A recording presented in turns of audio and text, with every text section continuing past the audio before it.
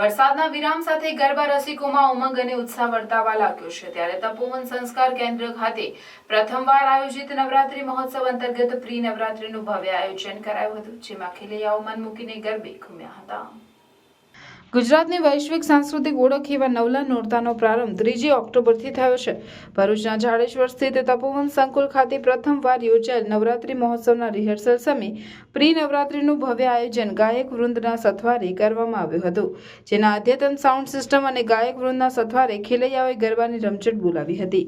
અત્રે ઉલ્લેખનીય છે કે 16મી ઓક્ટોબર 2024 ગરબા ક્વીન ફાલ્ગુની પાઠક સાથે ગરબાની રમઝટ માટે આવનાર છે।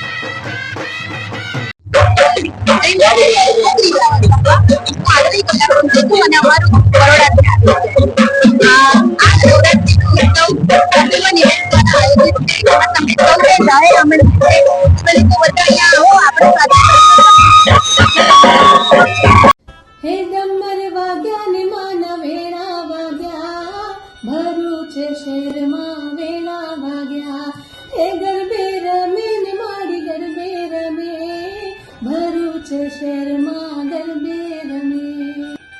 તપોવન સંસ્કાર કેન્દ્ર નવરાત્રી મહોત્સવમાં શરદ પૂર્ણિમાના પાવન પ્રસંગે હું ફાલ્ગુની પાઠક મોજીલા ગુજરાતીઓ અને ભરૂચના તમામ નગરજનો સાથે ગરબાની રમઝટ બોલાવવા આવી રહી છે। તારીખ છે 16 ઓક્ટોબર એટલે કે 16મી ઓક્ટોબર 2024। જય અંબે।